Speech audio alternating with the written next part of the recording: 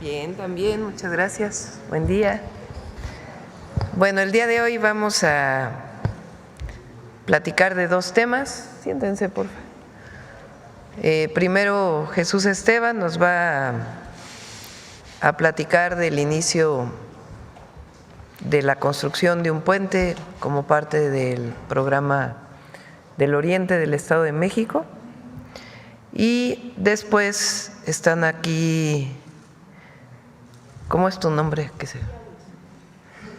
Quiahuitl, sí, ¿verdad? Quiahuitl Chávez, que es subsecretaria de Empleo y Productividad Laboral, no lo fuera a decir mal, de la Secretaría del Trabajo y Previsión Social, y Zoé Robledo, director general del IMSS. Ellos nos traen muy buenas noticias. Vamos a hablar de la formalización histórica de las y los trabajadores que se dedican al reparto de mercancías o choferes, los trabajadores y trabajadoras de las aplicaciones telefónicas. Esta modificación que hicimos en la ley es histórica, van a ver los números, es algo extraordinario.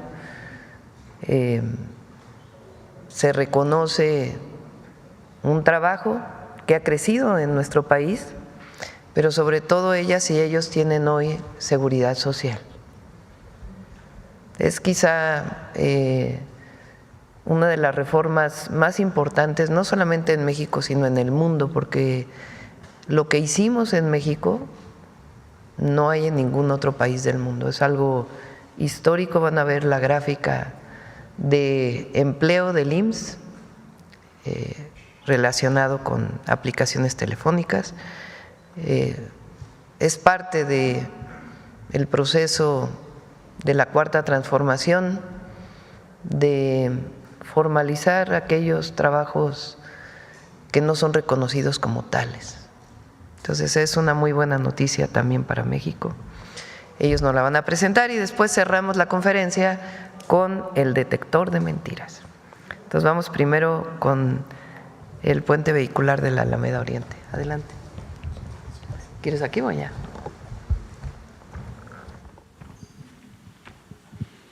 Con su permiso, Presidenta, buenos días a todas y a todos. A continuación, describo en qué consisten los puentes vehiculares de Alameda Oriente, que en unos momentos más estaremos dando un banderazo de salida a los trabajos. Adelante. Esta es la construcción de dos puentes que desde 2017 sufrieron daños. Uno de ellos está cerrado a la circulación. Son dos puentes muy importantes en la conexión entre el Estado de México y la Ciudad de México. Son los puentes de Alameda Oriente, están en el extremo del aeropuerto y estará invirtiéndose en ellos 1.700 millones de pesos en total. Por la logística de los trabajos hay que demoler primero uno, rehabilitarlo, más bien construirlo nuevo y después el siguiente, que es el que está en operación. Actualmente pues es una afectación muy relevante a la operación, a la comunicación entre los dos estados, dado que es periférico. Estamos se iniciaron los preliminares en junio de 2025 y por lo que acabo de describir, que son dos puentes y que hay que demolerlos y construirlos sin que siga operando por lo menos uno de ellos, nos estamos yendo hasta octubre de 2027 para la conclusión del segundo puente. Como mencionaba, facilitan la conexión con las autopistas 150D, que es México-Puebla, y la Peñón-Texcoco, la 136D. Nada más para dimensionar, el tránsito diario promedio es de 65,000 vehículos. Adelante. Aquí las vistas de los puentes, en 2017 ya uno de ellos tuvo asentamientos importantes y agrietamientos significativos y se tomó la decisión de en aquel momento cerrarlo. Está abierto uno con limitaciones en su circulación y tuvo desplazamiento de vigas, inclinación de columnas y de ahí que la decisión sea demolerlos y hacerlos nuevos. Adelante. Se llevaron a cabo ya estudios topográficos, hidráulicos, geofísicos, geotécnicos y también los estudios estructurales. Se falló ya el concurso y iniciamos ya los trabajos de demolición de uno de ellos. La siguiente. Aquí se ve cómo estamos iniciando. De ahí la complejidad de hay que ir desmontando pieza por pieza. Y eso nos lleva pues un poco de tiempo. De ahí que tengamos que hacerlo prácticamente en más de 2 años. La siguiente.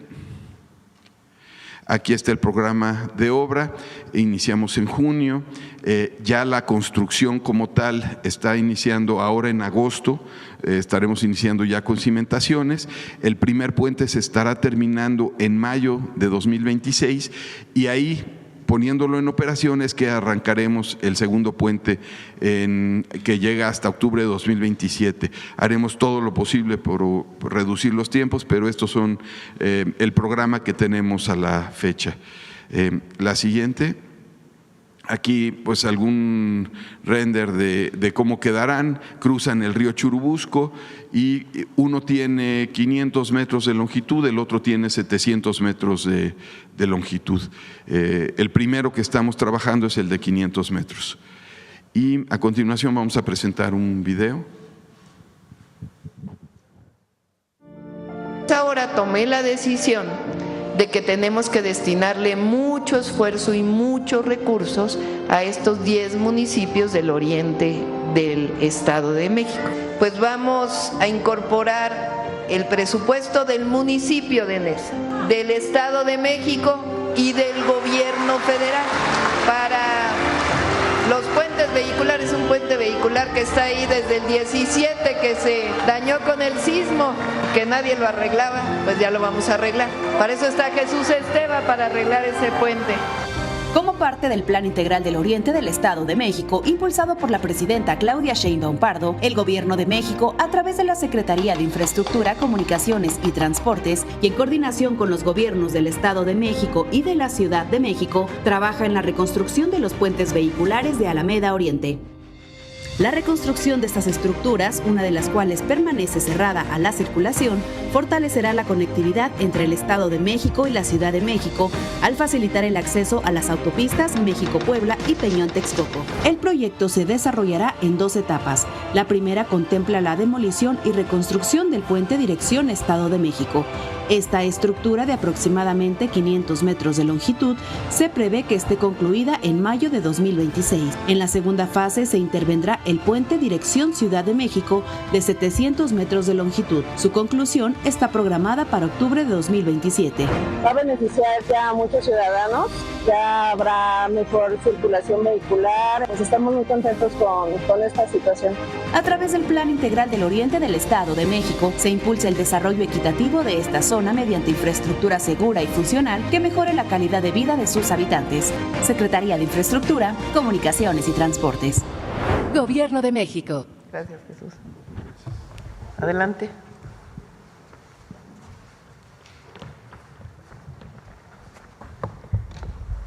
Con su permiso, Presidenta, muy buenos días a todas y a todos. Agradezco el espacio para informar al pueblo de México sobre un tema clave en el mundo del trabajo en nuestro país, el trabajo en plataformas digitales y la histórica formalización de empleo, como ya lo mencionó la Presidenta. Como ustedes saben, el reconocimiento de las y los trabajadores de plataformas digitales fue un compromiso adquirido por nuestra Presidenta en el punto 59 de los 100 compromisos para el segundo piso de la Cuarta Transformación, los cuales establecen el plan de gobierno de la Presidenta con medidas y políticas que permiten continuar consolidando un país con más justicia y con menos desigualdad. Siguiente, por favor. Este compromiso se materializó con una reforma a la Ley Federal del Trabajo publicada en diciembre de 2024 y que entró en vigor en junio de este año. En ella se establece el reconocimiento de las personas trabajadoras y sus derechos, así como la realización de una prueba piloto con duración de 6 meses para garantizar y dar seguimiento operativo al cumplimiento de las obligaciones de aseguramiento ante el Instituto Mexicano del Seguro Social. Derivado de ello, a partir del 1 de julio, las plataformas digitales ya están registrando a sus trabajadoras y trabajadores en el IMSS. Esto implica que las personas trabajadoras que anteriormente no eran reconocidas como tales, que se encontraban desprotegidas ante cualquier accidente o eventualidad durante la realización de su trabajo, ahora, gracias a la reforma impulsada por la presidenta, ya tienen acceso a seguridad médica, protección por accidentes, guarderías, pensiones, así como ahorro para vivienda en el Infonavit. Con la reforma nos encontramos ante un verdadero cambio de paradigma. La innovación tecnológica ya no está reñida con los derechos laborales. Asimismo, es muy importante recordar que la reforma, así como sus reglas y disposiciones, fueron dialogadas y consensuadas con las empresas y los trabajadores. Siguiente, por favor. ¿Qué establece la reforma? Se reconocen dos tipos de trabajadores. Por un lado, los subordinados, es decir, aquellos con un ingreso neto mensual equivalente al menos a un salario mínimo, así como los no subordinados. Es importante recordar que todas las personas trabajadoras están protegidas contra accidentes desde el primer día en que se conectan para trabajar. Esto incluye a quienes trabajan ocasionalmente o no alcanzan un salario mínimo mensual neto. Si sufren un accidente mientras realizan la entrega de un pedido o un viaje, tienen derecho a la atención del IMSS, que incluye obtener incapacidad en caso de accidente laboral. Para quienes generen ingresos netos iguales o mayores a un salario mínimo mensual, es decir, 8,480 pesos, tienen además acceso completo a la seguridad social, atención médica, incapacidades, guardería, pensión, ahorro y ahorro para vivienda con el Infonavit. De igual manera, y es muy importante mencionarlo, las personas trabajadoras siguen decidiendo cuándo conectarse, cuánto tiempo trabajar y en qué plataformas hacerlo. Se mantiene y garantiza su libertad y flexibilidad sin que ello se siga traduciendo en un no reconocimiento como trabajadoras y trabajadores y la denegación de sus derechos, así como el establecimiento y reconocimiento también de la responsabilidad de las empresas. Siguiente, por favor. También se prohíben los cobros indebidos. Las plataformas ya no pueden cobrar por el uso de la aplicación y cualquier sanción debe ser revisada por una persona y no por un algoritmo. Asimismo, no cambia el régimen fiscal, no hay aumento de impuestos, no hay nuevas cargas fiscales. La esencia de esta reforma es de justicia para las y los trabajadores y no una medida recaudatoria. La siguiente, por favor. ¿Cómo funciona el piloto? Como mencionamos, el piloto obligatorio inició el pasado 1 de julio y tendrá una duración de 6 meses. Al inicio de cada mes, las plataformas están obligadas a dar de alta a todas las personas trabajadoras que trabajan a través de estas plataformas. Después, a final de mes, si esa persona trabajadora generó ingresos netos equivalentes al menos a un salario mínimo mensual, la plataforma tiene que asegurarla con todos los beneficios del IMSS. Si no alcanzó ese monto, de todas formas, está protegida contra accidentes de trabajo durante el tiempo que haya trabajado desde el primer viaje. Siguiente, por favor. ¿Qué sigue? Como dará detalle el director general del Instituto Mexicano del Seguro Social, durante este primer mes de piloto y con corte al último día de julio, se registraron 1,291,365 puestos de trabajo ante el IMSS asociados a plataformas digitales, de los cuales 1,046,237 corresponden a registros únicos. En los próximos días se tendrá el número de personas trabajadoras que han alcanzado el ingreso neto de al menos un salario mínimo, sin perder de vista ya la importancia de que todas y todos son reconocidos, cubiertos y asegurados durante la realización de sus labores. Este número representa una cantidad muy importante de personas que se emplean y se desarrollan en esta economía y nos permite reconocer el trabajo de más de 1 millón de personas. Las plataformas digitales son parte clave de la economía y por eso también tienen una responsabilidad, la de respetar los derechos de quienes trabajan a través de ellas. Esta reforma marca un antes y un después. Ahora hay reglas claras, hay seguridad social y hay condiciones laborales justas para todas y todos. Juntas y juntos estamos dando cumplimiento a otro de los compromisos establecidos por la Presidencia. Finalmente, con su permiso, Presidenta, compartir con ustedes un video testimonial de una trabajadora de plataformas digitales. Tengo 33 años y soy repartidora. En sí trabajo una plataforma, pero hay veces que sí soy multiplataforma. Mamá de 3 niños, uno de 10, 11 y 12 años. En las mesas de trabajo que tuvimos, pues nos explicaron que la flexibilidad la íbamos a seguir teniendo. Nos iban a dar la oportunidad de conectarnos en varias plataformas si así lo queríamos. Y vamos a tener todavía esa libertad de si te querías conectar o no te querías conectar. Pensaba que sí nos convendría, me convendría en parte a mí por el seguro social, el aguinaldo, las utilidades. Yo veo esta parte del Infonavit algo beneficioso para mí porque el Infonavit te presta el dinero para poder remodelar tu casa. Entonces, para mí ya no tanto es como adquirir una casa, sino poder remodelar o construir otros pisos para mi casa.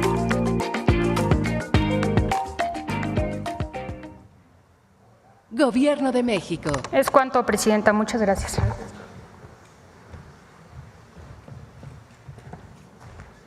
Muchas gracias, Presidenta. Muy buenos días a todas y a todos. Y efectivamente, como se ha señalado, pues es un reporte histórico. Como saben, el IMSS mes con mes reporta un boletín del crecimiento del empleo. Lo hicimos el día de ayer y aquí tenemos estas buenas noticias. Tenemos primero, histórico, el registro, el número de trabajadores registrados ante el Seguro Social, que alcanza 23.591.691. Nunca se había roto esa barrera de los 23 millones. Además, en el cambio del mes, el incremento es también histórico de 1.266.025 puestos de trabajo. Significa un crecimiento del 5.7%. Además, con esto, en lo que va del año 2025, se han creado 1.353.312 puestos de trabajo. ¿Qué significa esto si lo medimos en los últimos 12 meses? Un crecimiento de 6.1%. Pero histórico también es lo que impulsó este crecimiento del mes de julio. La siguiente, que como ya se ha comentado, tiene que ver con el aseguramiento de trabajadores y trabajadoras de plataformas digitales que inició el 1 de julio. Y también creo que es importante señalar que esta modalidad de empleo que ha crecido a lo largo de todo el mundo, en México se asumió de una manera diferente, como un empleo formal con todas las características de un trabajo vinculado al régimen obligatorio del Seguro Social. Y también es importante señalar que no han pasado ni 300 días desde ese 16 de octubre que aquí mismo la Presidenta firmó la iniciativa de ley, iniciativa que se mandó al Poder Legislativo, fue aprobada y después publicada el 24 de diciembre. Y conforme a la propia reforma de ley, publicamos el 24 de junio las reglas de operación y el piloto inició el 1 de julio. Y lo digo porque en muchas partes del mundo siguen pensándolo, siguen legislando, siguen buscando cómo. Y uno de los problemas que siempre se ponían es que es muy difícil porque es un empleo diferente a lo que se conoce, se trabaja en muchas plataformas, es un desarrollo tecnológico imposible de hacer. Demostramos que no era así, que con voluntad, con mucho diálogo con las plataformas, con los repartidores, con los trabajadores y entre todas las instituciones logramos tener un piloto que hoy, a través de la plataforma que desarrolló el IMSS, pues tiene estos primeros datos que traemos el día de hoy. ¿Cómo vamos al 31 de julio en la siguiente? Pues ya se ha mencionado 1.291.000 puestos de trabajo están vinculados a el trabajo de plataformas. Es un número muy grande y algo que se va descubriendo también, porque pues se tenían solamente datos estadísticos y aproximaciones. El 80% de los trabajadores de plataforma en México solo trabajan en una plataforma. Antes se pensaba que el número mayoritario eran los que trabajaban en varias plataformas. En ese sentido, 80% trabaja en una sola plataforma, lo que significa que de este 1.291.000 puestos de trabajo corresponden a 1.046.137 personas únicas, por decirlo de alguna manera. También datos interesantes: 90% son hombres, 10% son mujeres. Los grupos de edad entre, digamos, hasta los 35 años concentran al 56% de menores, digamos, de 35 años. Y algo también muy importante: hay 23% de los trabajadores de plataforma que tienen un aseguramiento u otro empleo formal, ya sea en comercio, en servicios para empresas. Y esto es muy importante porque durante mucho tiempo se pensaba que el trabajo de plataforma era un complemento a otros trabajos. Sin embargo, lo que estamos viendo es que 74% de las personas es probable que solamente se dediquen al trabajo de plataforma, es decir, que sea su fuente principal de ingresos. La que sigue, por favor. Bueno, y un tema adicional, que también hemos visto en nuestro país: de todos los registros patronales, 8 corresponden a plataformas de reparto, las que conocemos de reparto y mensajería, es decir, y corresponden al 48.4%, y 51.5% son de 3 plataformas que se dedican al servicio de transporte, a los conductores. Entonces se distribuye más o menos igual. También en los datos estadísticos previos se creía que eran mucho más los trabajadores de reparto que los de transporte, y están prácticamente 50-50. Y uno de los temas que durante mucho tiempo se mencionaba que iba a ser un problema, y que gracias a la iniciativa de la presidenta Claudia Sheinbaum y a todo el trabajo que se hizo posteriormente, es que, por ejemplo, si un trabajador que ya está pensionado está en trabajo de plataformas, no pierde la pensión, sigue manteniendo la pensión y está registrado como trabajador de plataforma. Si alguien está en el régimen de la modalidad 40 de la continuidad voluntaria en el régimen obligatorio, es decir, quienes ya no tienen un empleo formal pero siguen pagando sus cuotas para lograr las semanas suficientes y la pensión, aunque son muy pocos, también es importante decirlo, no pierden tampoco esa otra cotización a la continuación voluntaria. Y finalmente, como ya ha dicho la subsecretaria Kia, en próximos días vamos a conocer los montos de ingreso neto de cada persona para saber quiénes alcanzan el salario mínimo de la Ciudad de México, con lo que contarán con la cobertura completa de todos los seguros del IMSS, atención médica, pensión, guarderías y desde luego las prestaciones económicas como riesgos de trabajo e incapacidad. Pero lo importante es que para todos y todas las trabajadoras de plataforma, desde que son registrados a partir del 1 de julio, tienen ya el seguro de riesgos de trabajo, que es una primera cobertura importantísima para el trabajo, pues que se hace sobre todo pues en la vía pública. Ahora, algo que es importante señalar, en la que sigue, por favor, es compararlo con lo que ha pasado en otras partes del mundo donde ha habido otras regulaciones. Tenemos aquí algunos ejemplos. Por ejemplo, en Chile la afiliación es voluntaria, es voluntario para el trabajador asegurarse a su propia seguridad social, y si se quiere añadir a los familiares se tiene que pagar de manera adicional, en este caso no, los beneficios del núcleo familiar pues está cubierto. En Estados Unidos no solamente no se cuenta con un fondo de vivienda como es aquí, sino que además la cobertura médica, la parte de atención médica, es el programa básico de atención médica de temas más bien preventivos. En España y Uruguay, que también han estado intentando legislar esto, pues no solamente son muy menores los números que vemos, 15,000, 60,000 personas versus más de 1 millón en México, sino que también los temas de la cobertura pues son muy limitados. Aquí recordemos que la cobertura es universal, que incluye a los beneficiarios y no solamente es la cobertura de atención médica, sino los otros seguros, incluida la vivienda. Entonces, la verdad que sí es una modalidad, una vanguardia que está aportando México al mundo de cómo sí se puede asegurar a esta forma de trabajo tan novedosa, tan reciente, pero que en un modelo de negocios nunca puede excluir a la seguridad social. Nosotros insistimos en eso.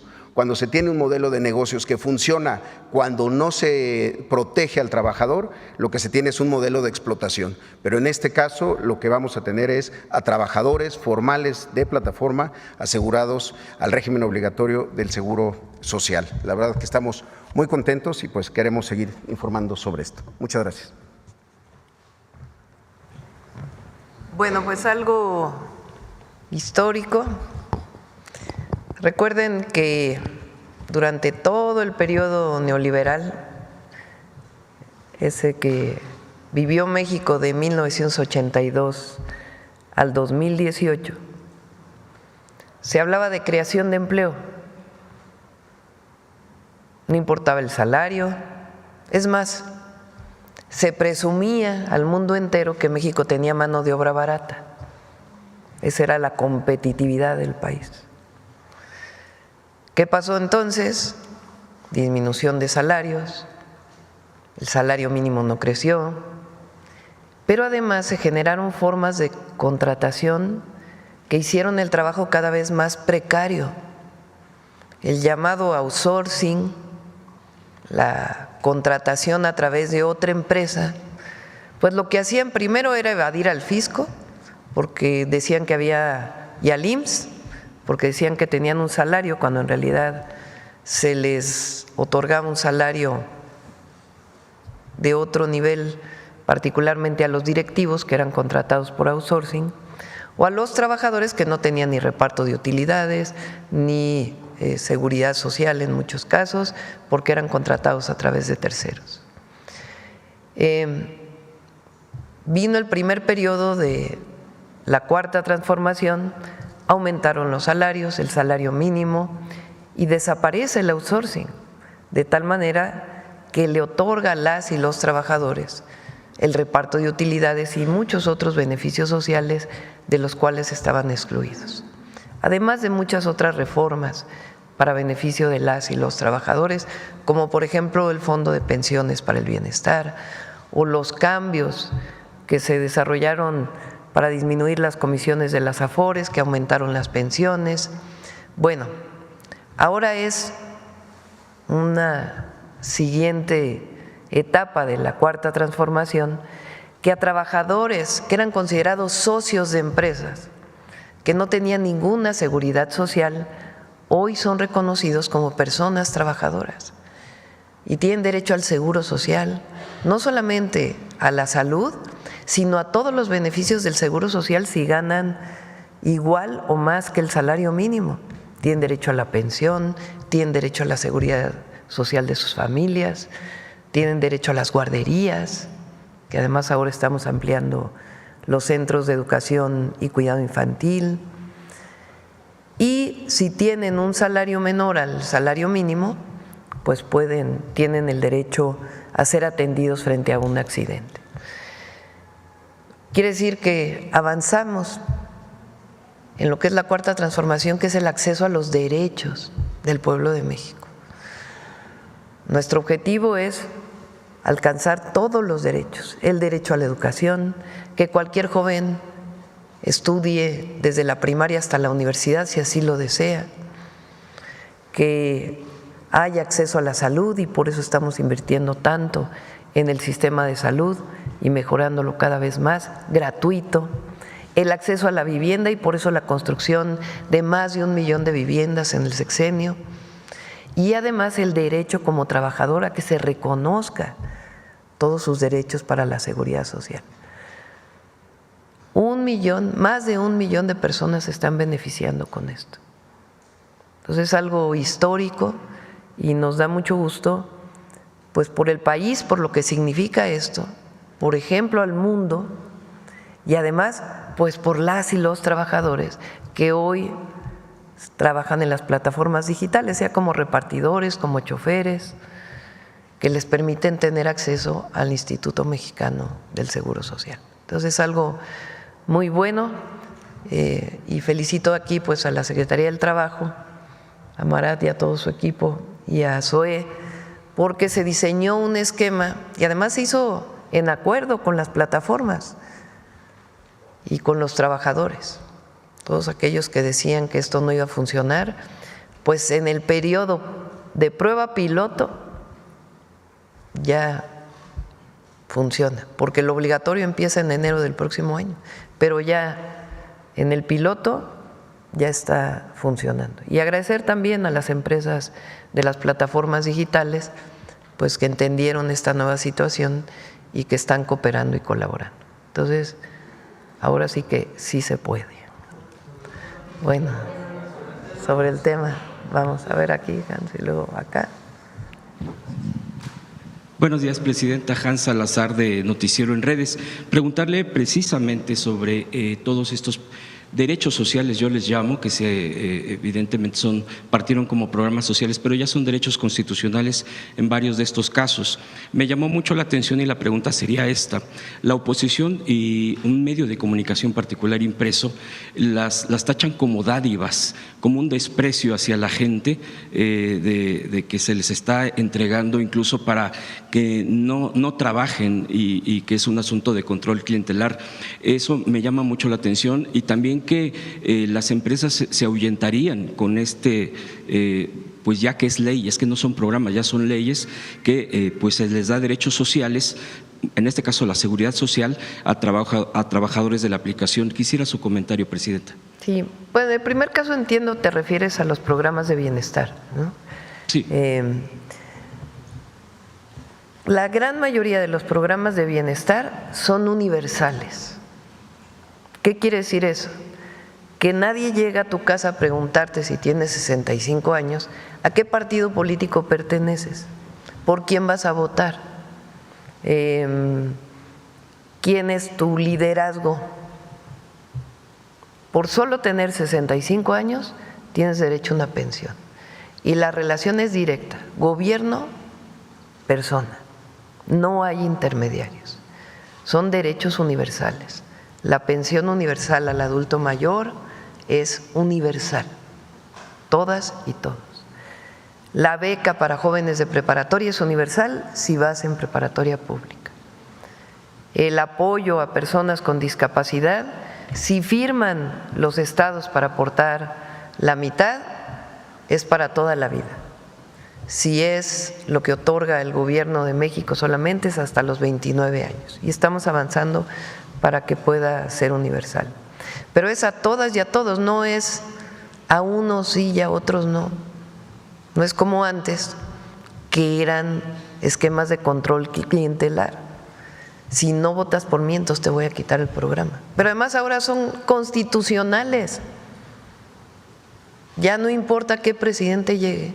Tendrían que cambiar la Constitución para que no existiera la pensión adulto mayor. Y eso es gracias a la Cuarta Transformación. El apoyo al campo, fertilizantes gratuitos. El objetivo es que sea para todos los pequeños propietarios del país, todos los pequeños agricultores o ejidatarios o comuneros que cultiven en menos de 2 hectáreas. Igual el programa de producción para el bienestar, Bien Pesca para los pequeños pescadores. Es universal. Eso lo hace ser un derecho. Durante todo el periodo neoliberal, trataron de quitarse los derechos y ahora en muchos países lo que buscan es quitar esos derechos. Cuando tú quitas el derecho a la educación, ¿en qué se convierte? En un privilegio.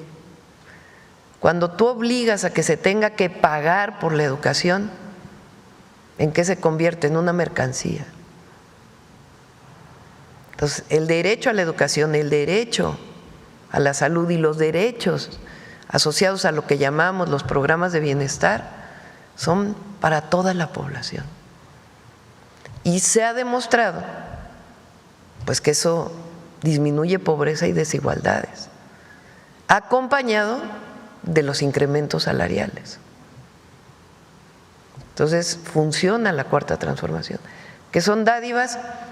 Pues eso es lo que piensa la derecha, el conservadurismo, porque ellos en todo el periodo neoliberal que gobernaron, pues lo que buscaron era disminuirle los derechos al pueblo, convertirlos en mercancías, convertirlos en privilegios y de paso en negocios privados, porque se llevaron un buen porcentaje, por ejemplo, de las viviendas al Infonavit, toda la corrupción que hubo asociada a las viviendas.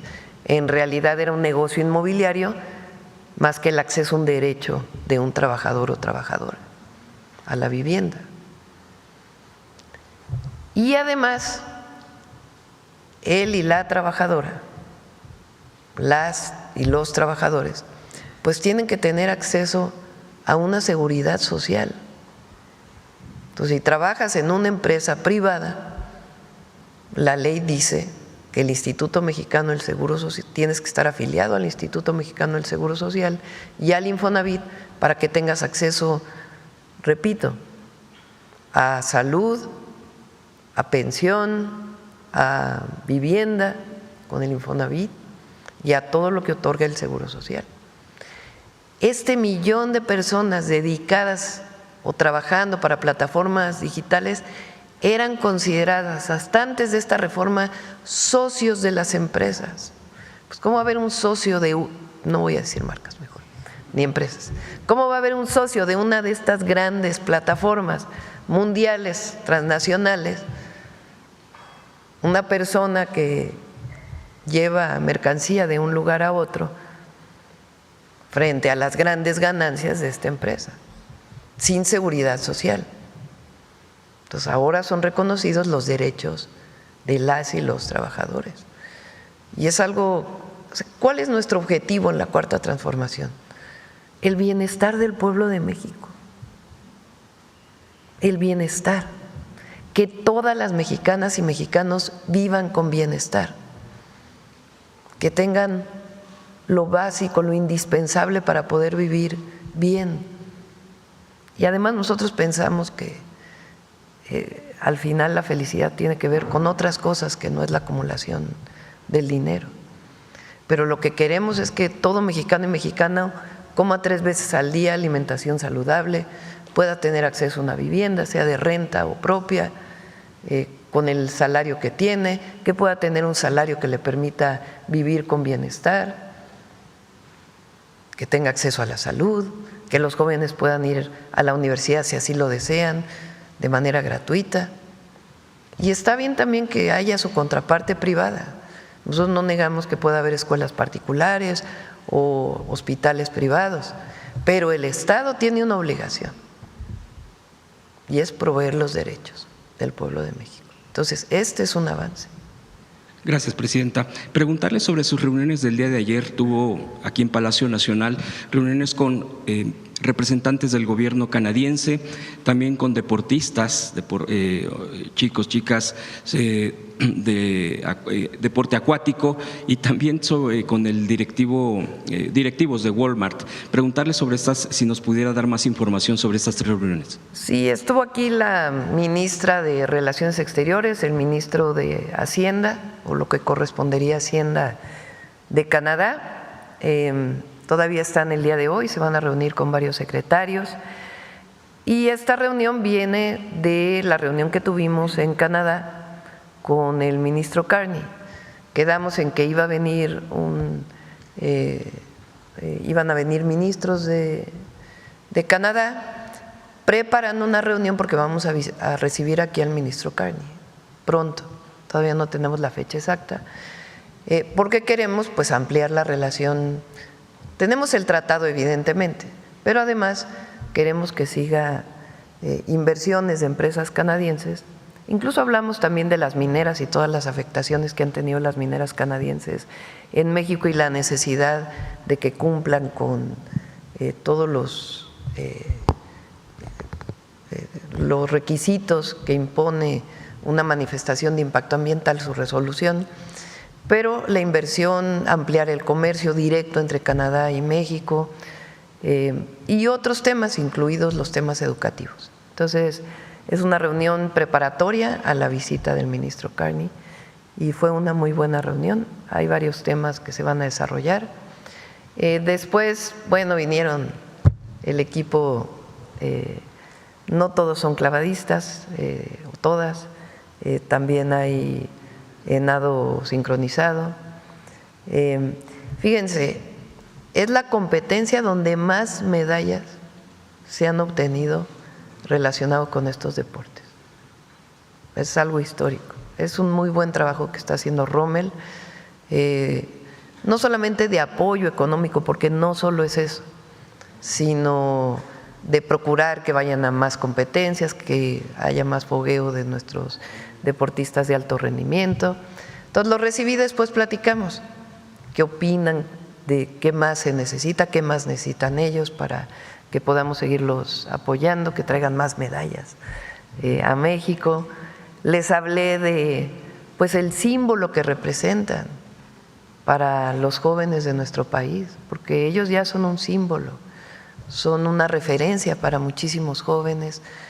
Quedamos, por ejemplo, que en el periodo que tienen de descanso, en acuerdo con sus entrenadores, puedan ir a dar pláticas a las secundarias, preparatorias, a hablar con los jóvenes o primarias de su esfuerzo personal, la disciplina, lo que significa el deporte, y que se conviertan en un ejemplo para todas las generaciones de nuestro país.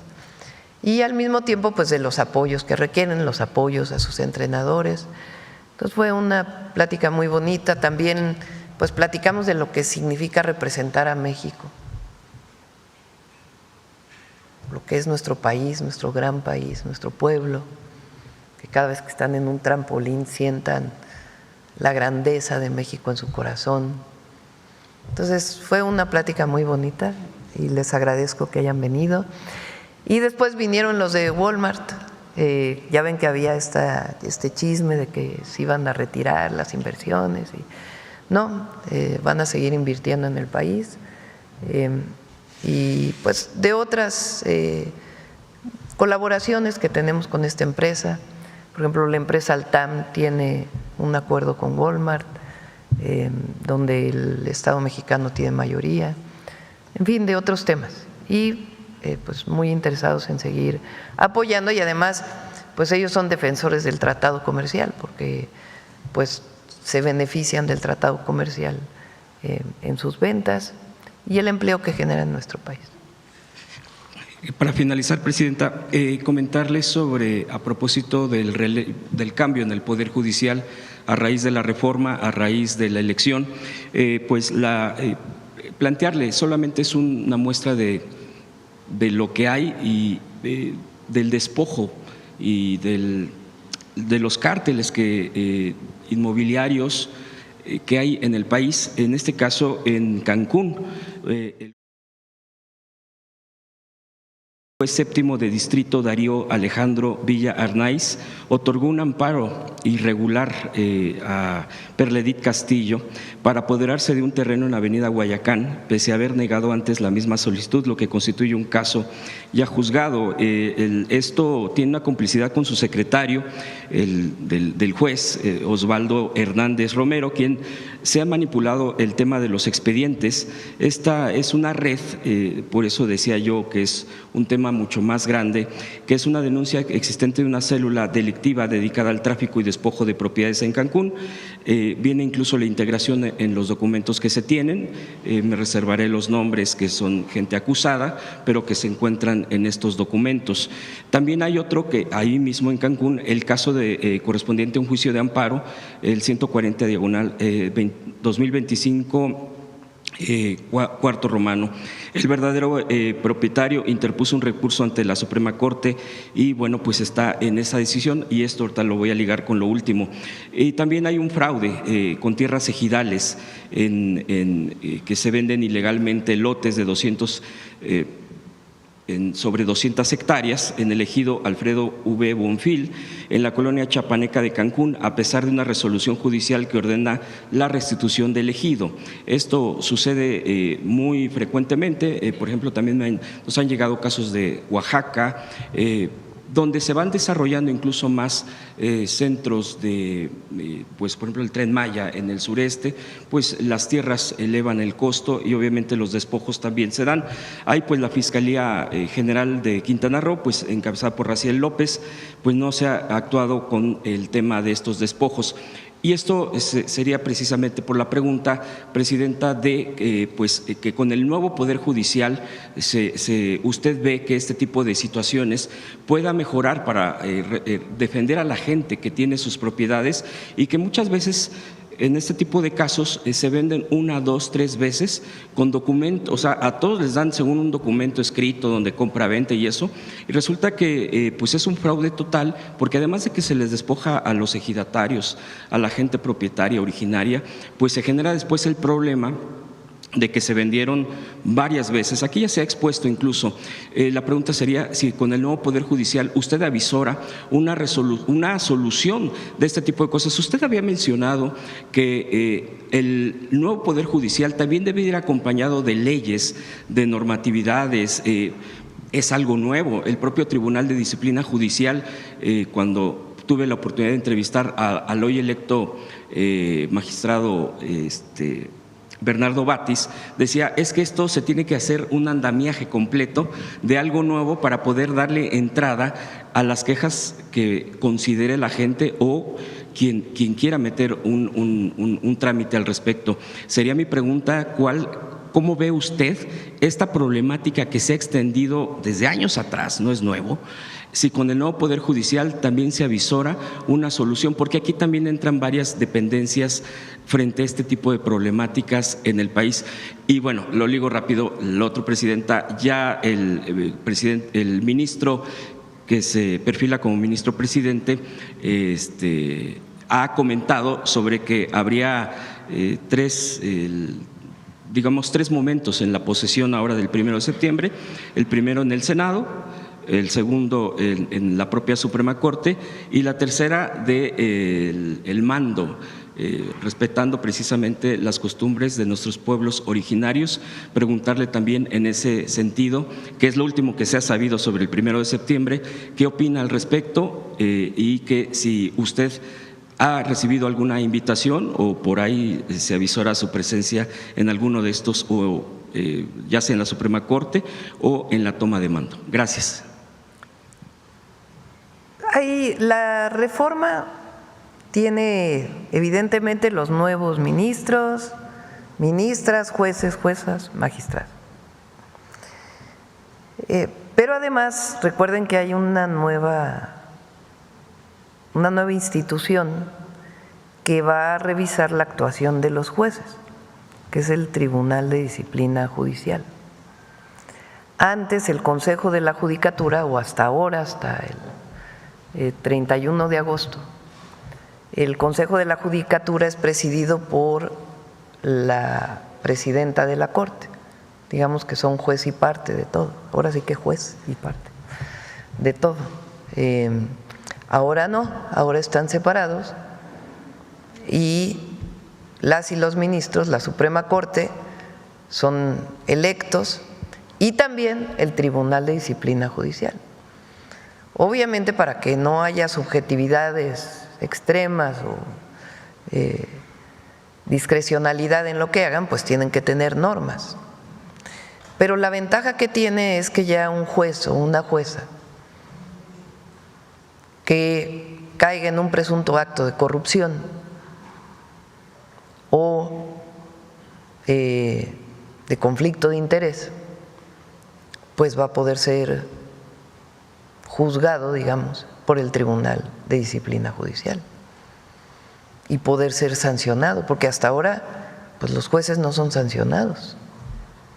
Entonces, si hay un caso en donde se valora, supongamos este caso, no lo conozco y hay que evaluarlo, pero suponiendo que hubiera un caso relacionado con corrupción, de que un juez o una jueza recibe dinero para poder dar una resolución que sea contraria a la justicia para beneficiar a un privado, pues tiene que haber una sanción del Tribunal de Disciplina Judicial. Repito, con sus reglas, con sus esquemas, de tal manera que se evite la discrecionalidad. Pero eso es una gran ventaja de la reforma al Poder Judicial. Y además, en septiembre, pues tienen que aprobarse nuevas leyes, algunas de ellas ya fueron enviadas, algunas las vamos a enviar pronto, para poder hacer expedito la justicia, que no sean estos casos de una persona que debe impuestos y que se tarda 18 años y puede incluso resolver la Corte y seguir amparándose. Entonces, todo eso pues tiene que cambiar para que pues pueda ser una justicia expedita en el marco de la Constitución y las leyes. Entonces, yo tengo, sí, va a ser mejor, tengo la certeza de que va a ser mejor que lo que hay hoy. Eso. Y sobre el 1 de septiembre, bueno, el 1 de septiembre vamos a hacer un informe, aquí es un lunes, aquí en Palacio, el informe de pues, los primeros 11 meses de gobierno y una visión hacia adelante, y después viene la toma de protesta de la Corte. Entonces pues vamos a ver ahí cómo nos ajustamos en los horarios y la invitación. No he recibido la invitación formal, pero ayer Hugo dijo que sí iba a ir. Entonces vamos a ver a cuál de los, supongo que al formal, no sé, ya aquí en la Corte tal vez. Y lo de el toma de mando, ¿qué opina usted de los pueblos originarios? Pues me parece muy bien, es un símbolo. Hugo viene de un pueblo originario y es un símbolo el que pueblos de México, indígenas, pues le den un bastón de mando al presidente de la Corte. Yo lo dije el día de este evento tan hermoso el que preparó la Defensa Nacional, del aniversario de la fundación de Tenochtitlan. Todos los mexicanos y mexicanas, no importa nuestro origen étnico, incluso no importa si nacimos en otro país y nos nacionalizamos mexicanos, tenemos la obligación de reconocer la historia de México y la riqueza cultural, reconocer a los pueblos originarios, reconocer la grandeza de nuestra historia y ser parte de este gran país. El reconocimiento de los pueblos, que hoy es constitucional, pero además está en el centro de la transformación, habla de el reconocimiento de la dignidad de nuestra historia, de nuestro pueblo, de nuestro pasado. Y digo nuestro, repito, no importa si nos hicimos mexicanos ayer. Nosotros tenemos que reconocer la grandeza de nuestra patria. Y eso es algo extraordinario.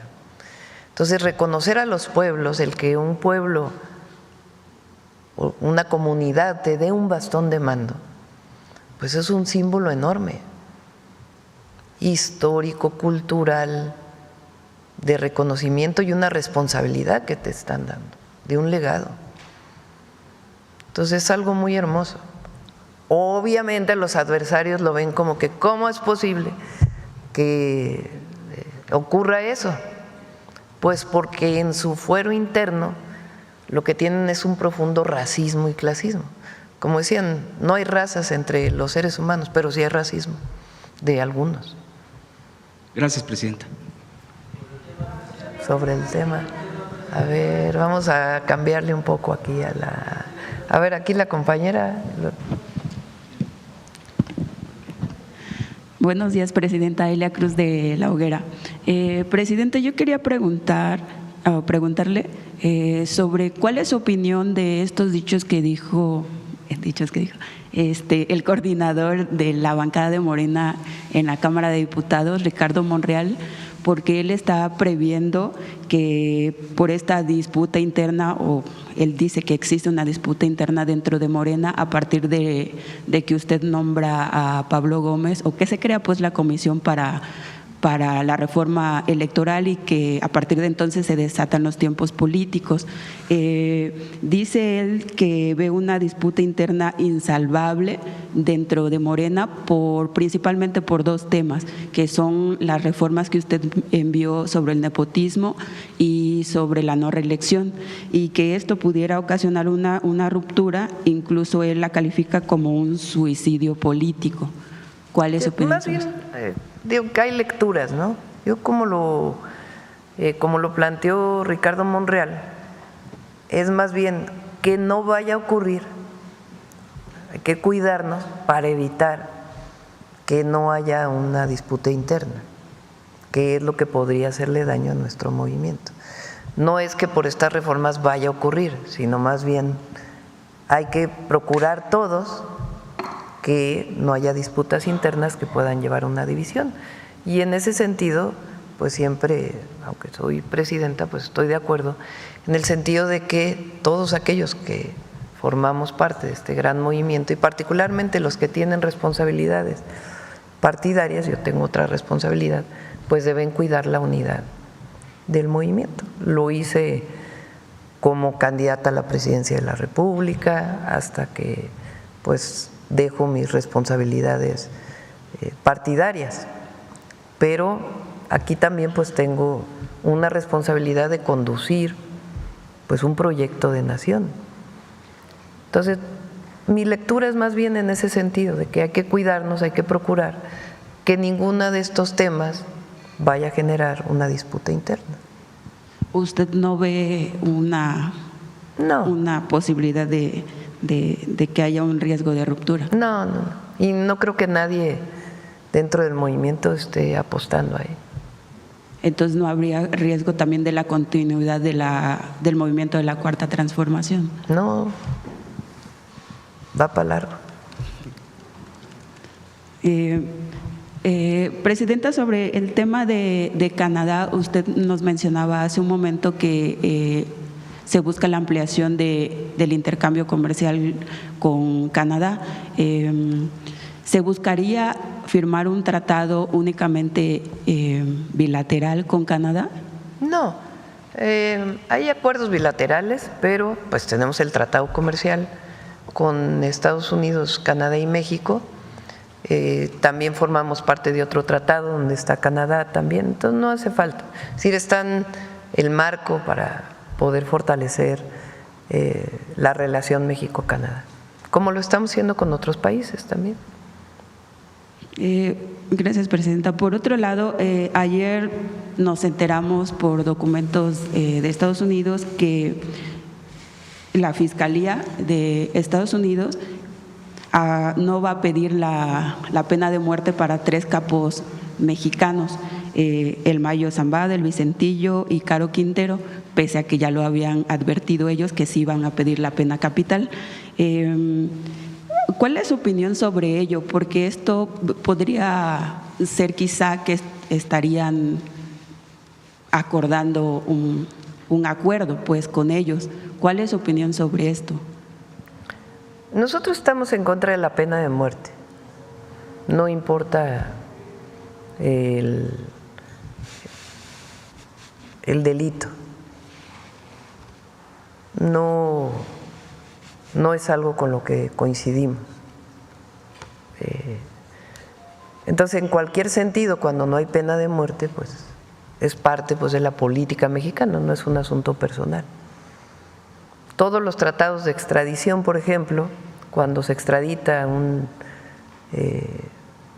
un presunto delincuente o un delincuente, el tratado de extradición establece reciprocidad, es decir, que no puede haber pena de muerte. Entonces, cuando son extraditados, pues no hay pena de muerte. Y en el caso de otras formas de deportación y demás, pues lo que busca México es que haya esta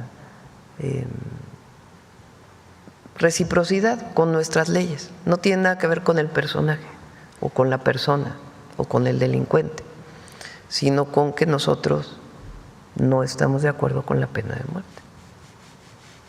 Y sobre la posibilidad de que exista un acuerdo igual que lo hicieron. Ahora, no participamos en estas decisiones, es una decisión del gobierno de Estados Unidos.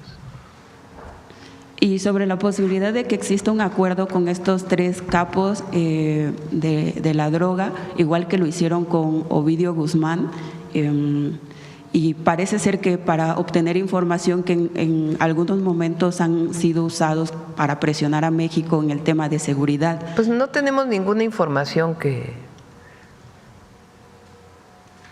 lleve a un tipo de acuerdo. O sea, nosotros no tenemos información. Pero además, pues son decisiones ya del gobierno de Estados Unidos. Pero ¿su gobierno estaría dispuesto a seguir enviando o extraditando a líderes del narcotráfico pese a que tengan acuerdos como sí ya lo hicieron con Ovidio Guzmán? Pero no sabemos qué acuerdo tengan con esta persona. Ninguno de los que estamos aquí sabemos qué acuerdo hay porque no es público. No conocemos que lo vayan a liberar, por ejemplo. No lo sabemos. Entonces, hay acuerdos de extradición. Y todo lo que tenga que ver con un beneficio para nuestro pueblo, vamos a actuar siempre. Ok, Presidenta, gracias. Y una última pregunta. En La Hoguera hemos documentado que la Embajada de Estados Unidos está haciendo llamadas a asesores políticos mexicanos para preguntarles acerca de cuál es la visibilidad que tiene en este momento o las posibilidades políticas que tiene Eduardo Verástegui, exactor que fue también asesor del presidente Donald Trump. Ahora yo les pregunto, ¿qué posibilidades políticas creen que tenga esta persona? Más allá, Presidenta, de las posibilidades reales que tenga esta persona que además se identifica con la derecha y la ultraderecha, ¿cuál es su opinión de que la Embajada de Estados Unidos esté realizando estas llamadas? ¿No le parece que es un injerencismo? Bueno, no sé a qué llamadas te refieres. Es que está haciendo llamadas a asesores políticos. No me consta que eso esté ocurriendo. O sea, con nosotros el embajador de Estados Unidos ha sido muy respetuoso, en la comunicación con el gobierno de Estados Unidos, que es su papel para poder fortalecer las relaciones México-Estados Unidos, ha sido muy respetuoso el embajador, muy respetuoso. Y no tenemos conocimiento que se esté metiendo en algún asunto político, no tenemos conocimiento. Ahora, es muy claro lo que ocurre en México. Aquí el pueblo manda, aquí no manda nadie más que el pueblo. Entonces, la decisión de una persona, si es diputada, si es senador, si es gobernador, si es algún cargo de elección popular, pues la decide el pueblo. ¿De quién tiene que ganarse la confianza una persona que pretende ser representante popular? ¿De un gobierno extranjero? Esos tiempos ya, los tiempos de donde Zedillo acordó de acuerdo con la Bastida, la transición PRI-PAN en el 2000, repito, de acuerdo con la Bastida, pues eso ya quedó en el pasado. Eso ya es tiempo, son los tiempos del oscurantismo neoliberal. Hoy en México el que manda es el pueblo. Entonces el pueblo decide quién quiere que sea su representante popular. Entonces no preocupan estas acciones a su gobierno. No, además no las vemos tampoco. Muchas gracias, presidenta. A ver, Vicente. Presidenta, buenos días. Vicente Buenos días. Serrano, conductor de Sin Censura. Buenos días a todos, compañeros, compañeras. Presidenta, hace unos días se anuncia la sentencia contra 6 personas acusadas de traficar armas a México, rifles de alto poder. Y esto lo reconocía también, hablando del embajador de Estados Unidos en México, Ron Johnson, como parte de esta responsabilidad compartida, de este trabajar juntos. Esto también indica que, a pesar de que le hemos puesto mucha atención a estos señalamientos del presidente Donald Trump de que no se ha cumplido desde el lado de México y los aranceles, eso también indica que en Estados Unidos le están prestando atención a las exigencias del gobierno que usted encabeza, presidenta. Sí, por supuesto que nosotros vamos a seguir insistiendo en que sea todavía más, pero es un buen indicador el que se haya detenido a personas por tráfico de armas. No sé qué tantos antecedentes haya de esto. Y nosotros, en las conversaciones telefónicas o con los representantes del gobierno de Estados Unidos o con el embajador, siempre planteamos que así como nosotros trabajamos para evitar que la droga llegue a Estados Unidos, pues de la misma manera queremos que ellos actúen para evitar que haya tráfico ilegal de armas. Entonces esta detención pues habla de que están poniendo atención en eso. Sentencias, ya, presidente. Sí, sentencias. ¿Tiene alguna evaluación, números, estadísticas de cuántos sentencias, cuántos arrestados, cuántas armas se han incautado? Lo informamos, le pedimos al Gabinete de Seguridad. Presidenta, también… Y a Relaciones Exteriores, obviamente. Claro. Hace unas semanas le preguntaba sobre el caso de estos señalados como cazarrecompensas, personajes que están enmascarados y que están realizando los operativos de inmigración en Estados Unidos. Me dijo que iba a solicitar un reporte acerca de esto. Lo mismo sobre los casos presuntamente de violación de derechos humanos de paisanos que han sido arrestados en estas redadas. Ya tiene algunos datos y se lo pregunto porque desafortunadamente, pues como parte de esta cacería también hay una campaña de reclutamiento de parte de Stephen Miller, que es uno de los asesores principales de Donald Trump, promoviendo pues este racismo, esta discriminación, pidiendo que se recluten personas o se inscriban como agentes de ICE para evitar la invasión o para sacar a los invasores, este lenguaje lamentable. ¿Qué le han dicho, presidenta, sobre estos casos? Porque pareciera que están dando resultados, pero muy limitados los esfuerzos para evitar que estos agentes se cubran la cara y no sean identificados a la hora de realizar estos operativos, presidenta. Nosotros no estamos de acuerdo con ello, obviamente. Lo hemos también hablado con los representantes del gobierno de Estados Unidos. Y lo que hacemos pues es dar todo el apoyo a nuestros paisanos allá.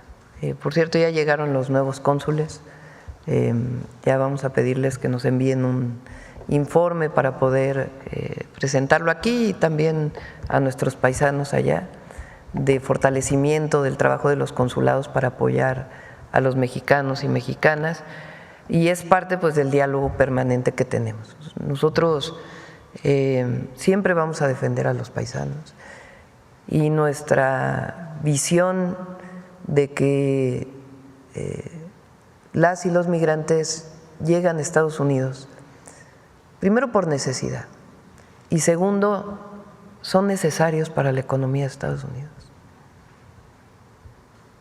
Y como tal deben ser reconocidos. No son criminales, son personas de bien. Si hay una persona que cometió un delito, pues que se sancione por cometer un delito. Pero las y los mexicanos sostienen en mucho la economía de los Estados Unidos, los que viven allá.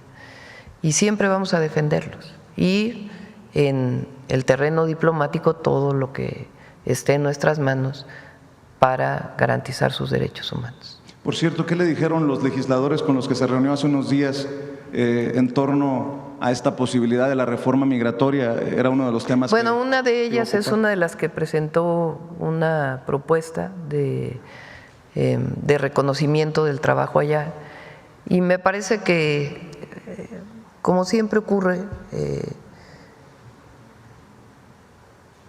lo tienen que reconocer Estados Unidos, porque muchos de ellos, incluso del tratado y también de los mexicanos que trabajan allá, pues esta situación también les afecta a los estados de la Unión Americana y sus representantes. Entonces, muchos de ellos pues son aliados en esta visión desde su propio país y desde sus propias visiones del reconocimiento del trabajo de, no solo de los mexicanos, porque no solamente son mexicanos, a nosotros nos corresponde apoyar a las y los mexicanos en Estados Unidos, pero hay de muchas otras nacionalidades que sostienen la economía de allá, de muchos de los estados. Permítame respetuosamente insistir, ¿le han dado reporte entonces de estos enmascarados? Sí, lo tiene Relaciones Exteriores, vamos a pedirle a Roberto que pueda pasar este reporte. Y también de las y los mexicanos que están en centros de detención, se los podemos dar. Los posibles casos de abuso, ¿no? Sí. Presidenta, es obvio, y si no es obvio, pues lo aclaro desde esta trinchera, no hay coincidencias ni con personajes como Lili Téllez, ni Alito Moreno, ni nada que se le parezca, pero como sonorense me gustaría que nos ayude a entender el nombramiento de Claudia Pavlovich como embajadora en Panamá,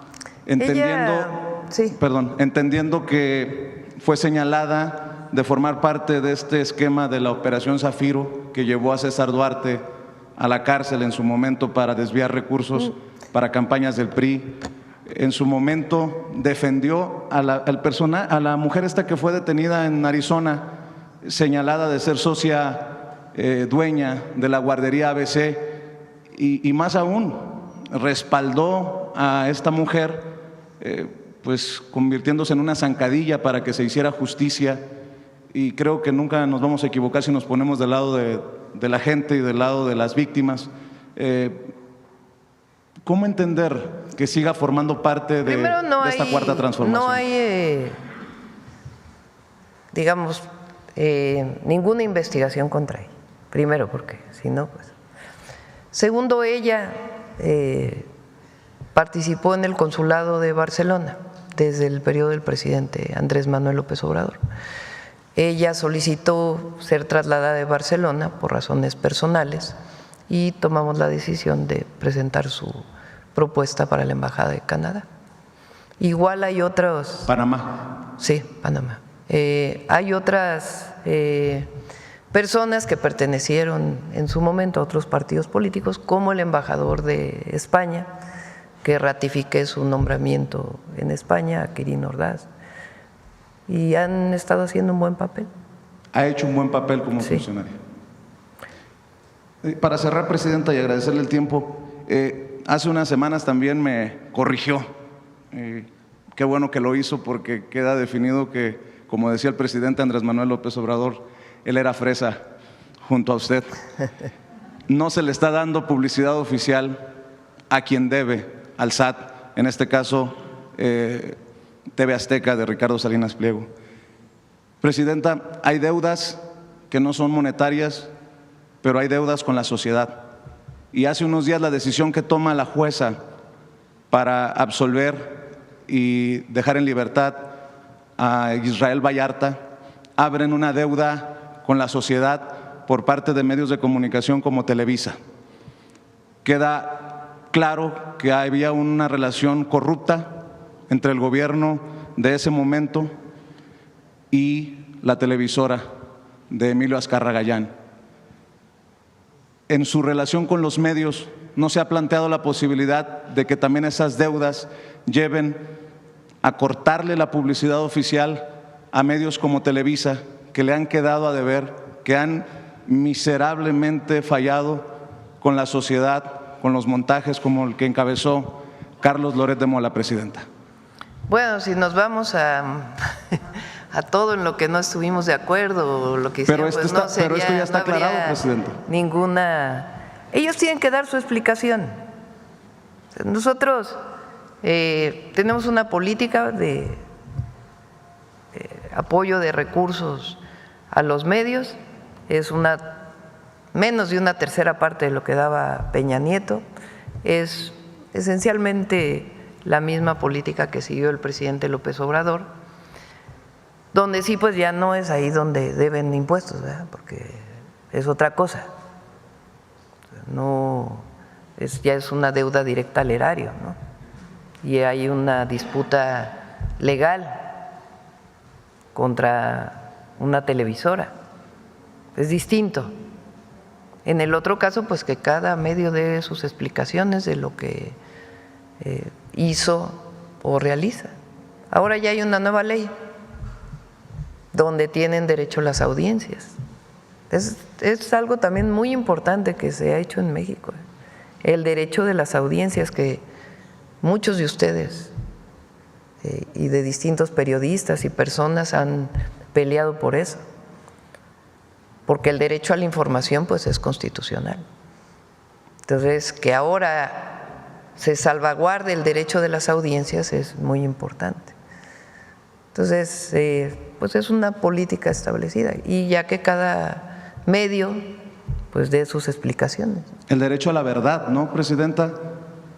Sí, más allá por de la eso hay derecho información, de el las derecho a la audiencias verdad. ahora en la ley, y ya que cada medio pues explica. Gracias, presidenta. Sí. También el conductor tiene que volver a explicar, aunque ya no esté en Televisa. Sí. A ver aquí el compañero. Muchas gracias. Buenos días a todas y todos, presidenta. Julio Sánchez de Uno TV. En un primer tema, preguntarle, hace algunos días en una entrevista con nosotros, el titular del Meteorológico Nacional pues hablaba sobre la situación de sequía en el norte del país. Parece que es complicada, dice que actualmente el 45%, un poco más, casi el 46% del norte del país presenta condiciones de sequía extrema o excepcional, especialmente los estados de Sonora, Chihuahua y Sinaloa. Quisiera preguntarle si hay algún plan específico para apoyar. Bueno, ha habido precipitaciones, a diferencia de los años anteriores, ha habido más precipitación este año. Donde sí hay mayores problemas es en la península de Baja California, particularmente en Baja California. Incluso tienen ahora pues un problema de ¿cómo le llaman? Golpes de calor. No, golpe de calor es el que recibe la persona, de altas temperaturas, en particular en Baja California. En Sonora, Sinaloa, Durango, Zacatecas, Chihuahua, ha habido más precipitaciones. A pesar y se de requieren ello, más, obviamente, ¿no? Sí, a pesar de ello, él dice… Pero a diferencia de los últimos 4 años, este año hay más, con excepción de la península. ¿Pero hay algún plan adicional, digamos? Se ha estado apoyando en distintos momentos a productores, agricultores, principalmente. ¿Cómo se les apoya, presidenta? Pues a través de alimentación para el bienestar o de un apoyo adicional por las condiciones de sequía. Entiendo. En otro tema, presidenta, que hablando de la relación con Estados Unidos y más, quisiera preguntarle sobre el caso del ciudadano de origen chino que se fugó justo en un día en el que se daba a conocer también pues una nueva orden de captura, es un capo del fentanilo y demás. ¿Qué información tiene al respecto? ¿Se le ha dado algún reporte sobre? Sí hay, forma? Pero no sé si puedo decirla. Entonces mejor le pregunto, no por el tema procedimental. Entonces preferiría que el Gabinete de Seguridad revisara si puede haber, si se puede hacer pública esa información. Estaba bajo custodia de la Guardia Nacional, entiendo. Sí, presidente. Hay las investigaciones de la propia Fiscalía y pues hay más información sobre este caso, pero esperaría que lo diera el Gabinete para no pues, caer en algo que tenga que ver con el procedimiento. ¿Estaba por ser extraditado a Estados Unidos? Sí. Ya que el gabinete lo informe para no dar una información que pueda estar en contra del propio procedimiento. Entiendo. También quisiera preguntarle, hizo una publicación el embajador sobre esta nueva unidad fronteriza, si nos pudiera platicar qué consiste, de qué es, si es parte, digamos, de estas pláticas con los Estados Unidos, la coordinación, algo que pidió propiamente Estados Unidos, esta unidad fronteriza de Sonora. Es parte pues de los acuerdos, y también hay acuerdos en los estados. Por ejemplo, Baja California tiene un acuerdo con CBP, Sonora tiene también acuerdos pues que ayudan a tener información que permita operar en cada uno de los estados. Pero no es nada, digamos, fuera de lo común, o fuera de lo que hemos estado trabajando. ¿Pero tiene alguna razón específica por qué ser ahí en Sonora? ¿Es solamente un acuerdo con el Estado? Pues porque es estado fronterizo. Ajá, pero… Pues es que o sea, cuando eres estado fronterizo, pues evidentemente si, por ejemplo, si hay un delincuente que pasa la frontera del otro lado, pues evidentemente tiene que haber información.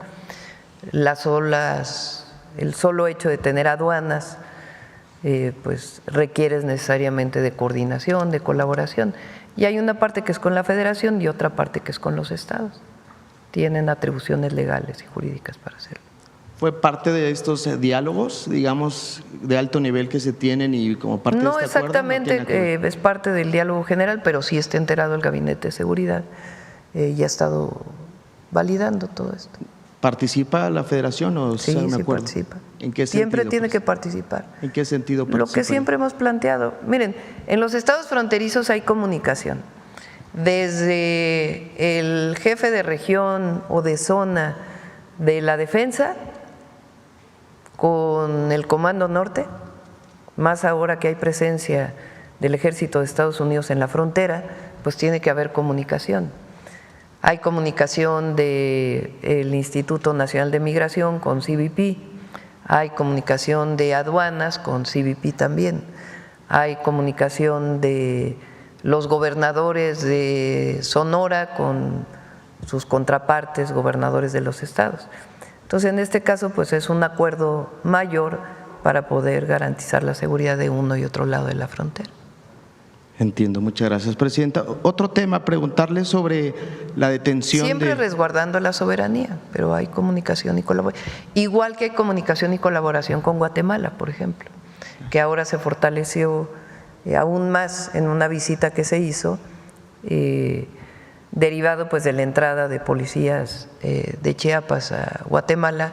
Se hizo una reunión, se formalizaron los acuerdos y hay más colaboración ahora. Muchas gracias, Presidenta. Otro tema ahí, se registró la detención de un activista en la zona del sureste, Luis García Villagrán. Que tenía pues no es un activista. Bueno, tenía orden de aprehensión. Okay. Y más bien está vinculado con tráfico de personas. Ese es el delito. O sea, había una orden de aprehensión desde hace años y se cumplimentó la orden de aprehensión. Y la acusación es por tráfico de personas. ¿Es en la el delito. Local? ¿Es la autoridad local o la Fiscalía? No, la Fiscalía General de la República. Sí, una orden de aprehensión, repito, que tenía años y que se cumplimenta ahora por tráfico de personas. Entiendo.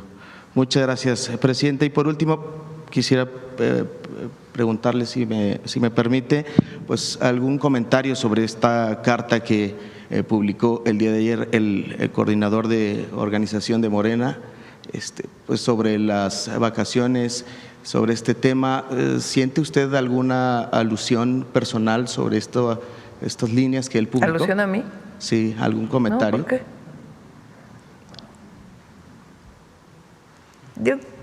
¿Cómo leerla? ¿Cómo leer esta carta, Presidenta? No voy a entrar a un debate sobre este tema en particular. Mi posición la voy a defender siempre, porque es mi convicción, es que el poder, cualquiera que se tenga, se debe ejercer con humildad, con sencillez, porque nosotros nos debemos al pueblo. Cualquiera que tenga, sea la presidenta, sea un diputado, un senador,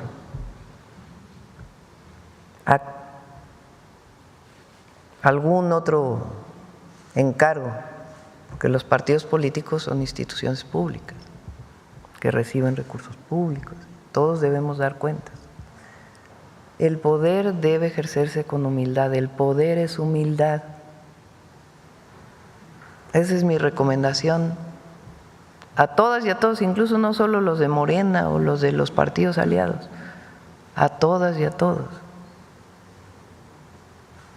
Y a nosotros nos juzga uno solo, que son millones, el pueblo de México. ¿No sería una incongruencia, Presidenta, hablar? No voy a entrar en el debate de la carta. Digo mi posición y la voy a mantener siempre. Y esa ha sido siempre mi actuación. Siempre. Aquí lo más importante es, yo les digo a mi equipo, nosotros somos ciudadanos con un encargo, pero somos pueblos, somos ciudadanos y debemos de actuar como ciudadanos desde que salimos de nuestra casa hasta que llegamos al trabajo. Y nosotros tenemos una responsabilidad política.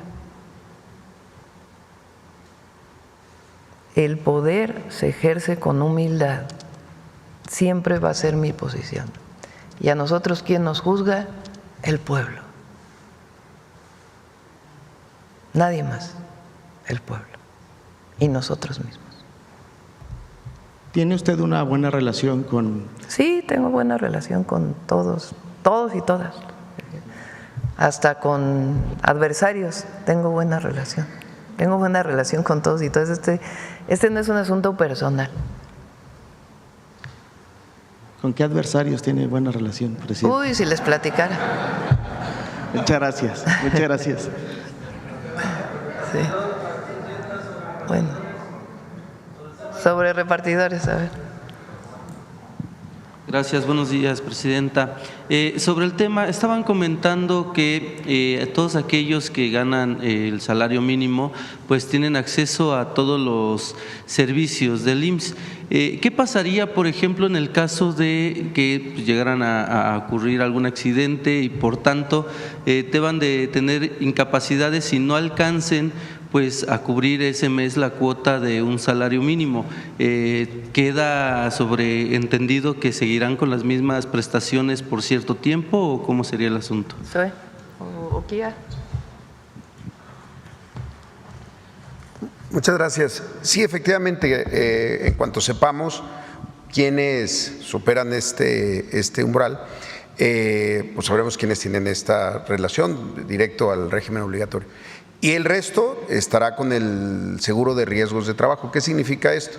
Que si ocurre efectivamente algún accidente, está cubierto en ese seguro, en esa porción del aseguramiento. Para toda la atención médica, es el pago, digamos, en especie de la atención médica para ese eventual accidente, sin importar ahí sí el rango salarial. Ahora, recordemos que durante todo el 2025, ¿por qué le llamamos piloto? O sea, sí, ya está ocurriendo e incluso ya hemos tenido algunas primeras incapacidades y demás, porque ahí vamos a ir ajustando tanto los umbrales, tenemos que conocer un poco más a todo el sector. Pero efectivamente, el riesgo de trabajo, la ocurrencia de un accidente que ocurren en el trabajo, que en este caso pues es el reparto o el transporte, tiene la cobertura para la atención médica de ese evento. ¿En ese caso también ocurre, por ejemplo, para las licencias de maternidad? No, es solo, en este caso solamente es para riesgo de trabajo, es decir, cuando existe un accidente vinculado a la profesión. Y, por ejemplo, vuelvo al mismo tema, con las mujeres que son repartidoras o conductoras por aplicación, en ese ámbito su proceso lo pueden llevar igual en el IMSS, pero evidentemente una vez que pues dan a luz, pues no podrían trabajar en ese ámbito, sí. ¿Quedarían desprotegidas o cómo se? Sí, no, o sea, las mujeres que alcancen el umbral del salario mínimo van a tener toda la cobertura, incluyendo la licencia de maternidad. Muy bien, muchas gracias. Una disculpa, no me había presentado, Luis Piña, de los Reporteros MX. En otro tema. La diferencia es si alcanzas el salario mínimo o no, así está establecido. Entonces, si alcanzas el salario mínimo, tienes todos los derechos. Si no es el riesgo del trabajo y la atención médica asociada a un accidente. Muy bien, gracias, Presidenta. En otro tema, si me permite tocarlo, en esta, pues, en el ámbito del fútbol, en la liga que se está llevando a cabo junto con Estados Unidos tras el partido entre Rayados entre Rayados de Monterrey y el Cincinnati FC, la árbitra mexicana Katia Itzel fue blanco de ataques misóginos y amenazas de muerte en redes sociales por parte de algunos aficionados regiomontanos. Un caso pues que refleja pues el machismo que hay en este tipo de deportes, ¿no? Un tipo de violencia simbólica y verbal que pues es grave porque es un ámbito en el que no muchas mujeres están pues participando, ¿no? Principalmente como árbitras. En ese sentido, ¿cuál es su postura frente a este caso frente a ese caso y mensajes que le envían, incluso como le comentaba, de amenazas de muerte, decirles que no va a estar siempre en su casa o que debería regresar a su casa también a lavar trastes y todo ese tipo de cosas? ¿Cuál sería pues su postura, ¿no?, de ocupar estos espacios que las mujeres han estado ocupando, que históricamente han sido dominados por hombres? Pues imagínense ella para poder llegar a ser árbitra, pues es una hazaña, tiene que ser 3 veces mejor que un hombre para que pudiera haber sido reconocida, es un reconocimiento muy grande a ella. Y obviamente, pues, si es necesario, vamos a entrar en contacto con ella o vamos a entrar en contacto con ella para ver si requiere algún apoyo, pero pues mal por todos aquellos. Pues uno puede estar a favor o en contra de un arbitraje. Los mexicanos somos, las y los mexicanos somos tremendos con los árbitros. También porque hubo su historia, ¿verdad? Pero somos muy exigentes, ¿no?, con los árbitros. Pero se puede ser exigente con un árbitro o una árbitra, pero de ahí a una crítica por ser mujer, pues eso sí estamos totalmente en contra. Ella es extraordinaria, la verdad, extraordinaria, mi reconocimiento y el reconocimiento de todas las mujeres, porque llega a lugares donde abre camino para otras mujeres. Entonces, por supuesto, estamos en contra de toda esta crítica asociada a su condición de ser mujer y pues vamos a entrar en contacto con ella para reconocerla. Muchas gracias. Por último, luego de los escándalos de corrupción en las designaciones de las notarías que son entregadas como favores políticos y conforme a las reformas que ha estado enviando, se corre el rumor de que su administración está planeando una que le quite el control de estos espacios a los gobernadores y pase a la Secretaría de Economía. ¿Esto es cierto, Presidenta? No. Muy bien, muchas gracias. Sí, vamos a cerrar con el detector de mentiras.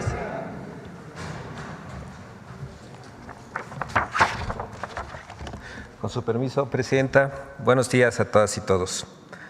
Un par de diarios de Estados Unidos han afirmado, sin presentar ninguna prueba, que el acuerdo de seguridad entre México y Estados Unidos podría estar en riesgo, a pesar de que las autoridades estadounidenses y el embajador de Estados Unidos en México han celebrado y reconocido los logros en materia de seguridad obtenidos gracias a la cooperación y colaboración de ambos gobiernos. Por otro lado, la liberación de Israel Vallarta generó una ola de mentiras en las mismas voces que el 9 de diciembre de 2005 transmitieron el telemontaje de su detención orquestado por Genaro García Luna, hoy preso en Estados Unidos, y por Cárdenas Palomino, que en vivo golpeó a Vallarta. ¿Por qué en lugar de cuestionar el actuar del entonces secretario de Seguridad y de los propios medios y comunicadores, hoy inventan mentiras para atacar al actual gobierno que nada tuvo que ver en el telemontaje? Veamos el video del detector de mentiras de esta semana.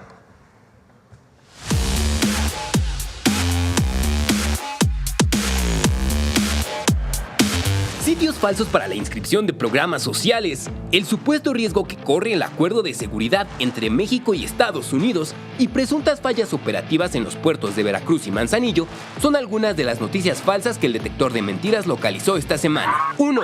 Sitios web para inscripción de programas sociales y para invertir en Pemex. ¡Mentira! La Secretaría del Trabajo y Previsión Social alertó sobre la existencia de sitios web apócrifos utilizados para robar información de personas y empresas que buscan inscribirse a programas sociales de financiamiento y empleo. Además, la Secretaría hizo un llamado a la población en general para verificar los sitios web y no realizar ningún pago previo antes de realizar algún trámite. Por otro lado, el video de la presidenta Claudia Sheinbaum en el que se invita a invertir en plataformas financieras es falso y fue creado con inteligencia artificial.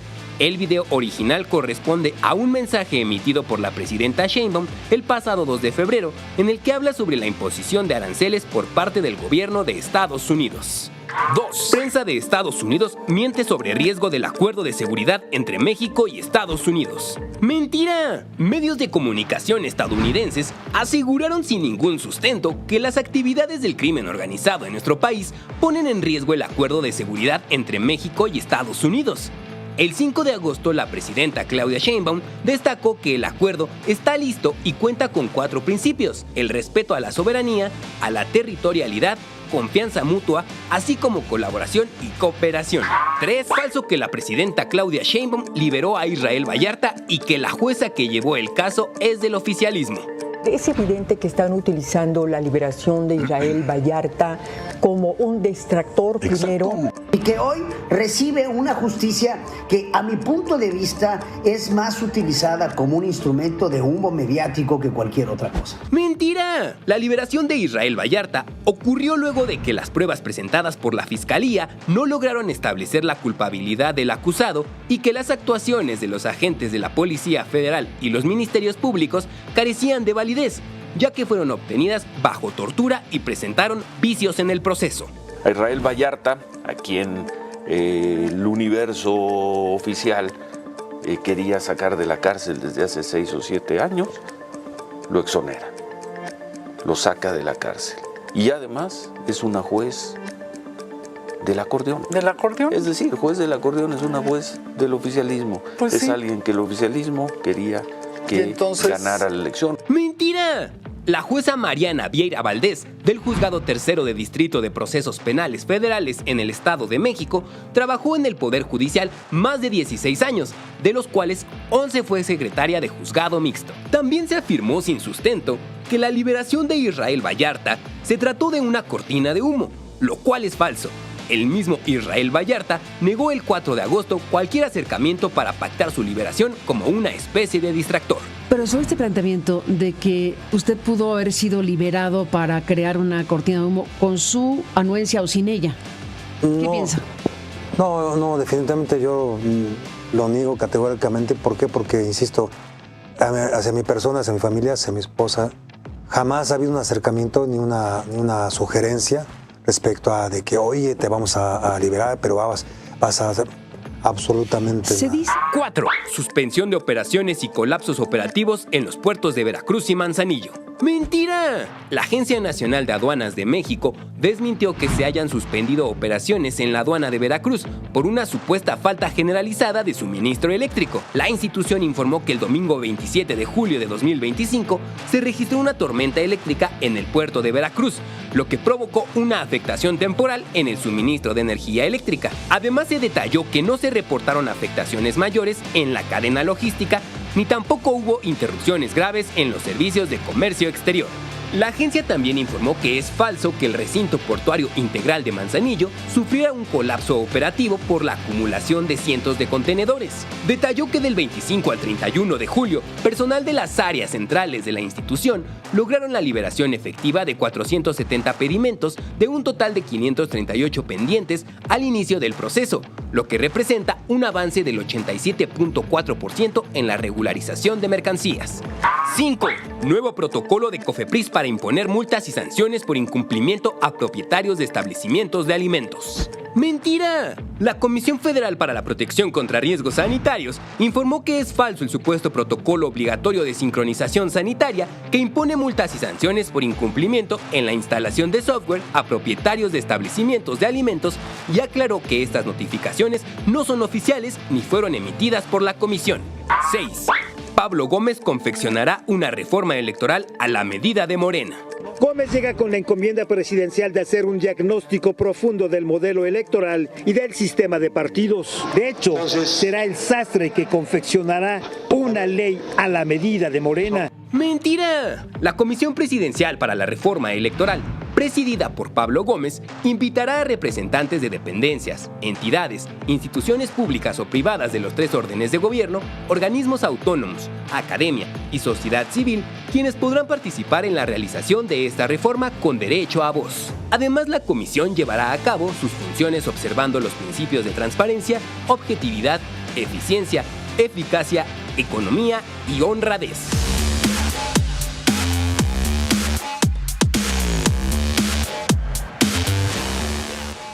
Muchas gracias, Presidenta. Gracias.